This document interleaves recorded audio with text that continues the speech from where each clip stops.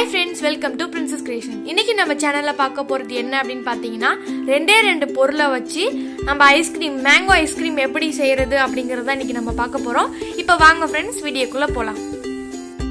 இப்போ ஒரு pan எடுத்து வச்சிருங்க. அந்த panல வந்து 3 கிளாஸ் வந்து நான் பால் ஆட் பண்ணிருக்கேன். பால் வந்து ரொம்ப திக்கா இருக்கணும்ல அவசியம் கிடையாது. ஆர்டினரியா இருக்கிற பாலை யூஸ் பண்ணிக்கலாம்.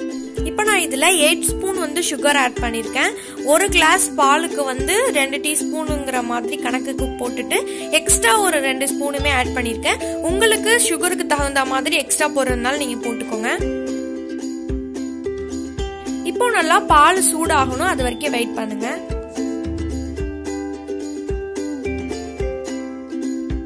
இப்ப பால் நல்லா சூடு வந்ததுக்கு அப்புறமா தனியா கொஞ்சமா பால் எடுத்துக்கிட்டு அதுல கார்ன்ஃபிளவர் வந்து கரைச்சி எடுத்துக்கோங்க. இப்படியே டைரக்டா ஆட் பண்ணிட்டோம் அப்படின்னா கட்டி விழுந்துரும். அதுக்காக தனியா கரைச்சி எடுத்துக்கலாம்.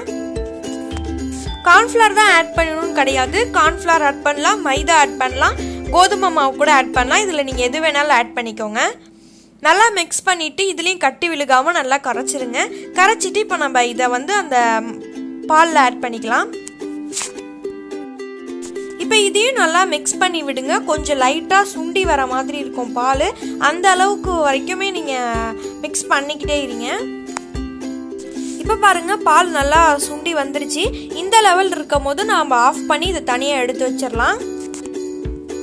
இப்போ நம்ம மிக்ஸி ஜார் எடுத்துக்கிட்டு அதுல வந்து சின்ன சின்னதா கட் பண்ண இந்த மாம்பழத்தை வந்து ஃபர்ஸ்ட் ஆட் பண்ணிக்கோங்க.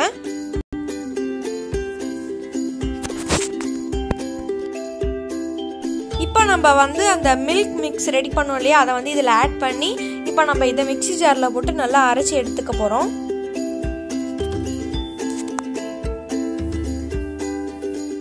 இப்போ நல்லா அரைச்சதுக்கு அப்புறமா இந்த மாதிரி தான் இருக்கும். இப்போ நம்ம இதை ஒரு கண்டெய்னர் பாக்ஸில் மாற்றிட்டு ஃப்ரீசரில் வந்து இதை வச்சிடணும். ஃபர்ஸ்ட் ஒரு 2 மணி நேரம் வரைக்கும் வைக்கணும்.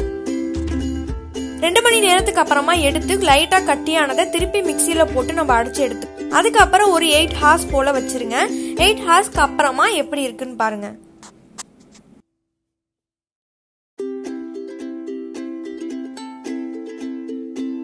இப்ப ரொம்ப சூப்பரான எம்மியான ஒரு ஐஸ்கிரீம் வந்து வீட்லயே சூப்பரா ரெடி ஆயிடுச்சு. இதுக்கு கிரீம் எசன்ஸ் எதுவுமே தேவையில்லை. வீட்டுல இருக்கிற பொருளை வச்சு நம்ம சூப்பரா செஞ்சிடலாம். அவ்வளவுதான் ஃப்ரெண்ட்ஸ். இந்த வீடியோ உங்களுக்கு பிடிச்சிருந்துச்சுன்னா லைக் பண்ணுங்க, ஷேர் பண்ணுங்க, கமெண்ட் பண்ணுங்க, மறக்காம சப்ஸ்கிரைப் பண்ணிடுங்க. தேங்க்யூ ஃபார் வாட்சிங்.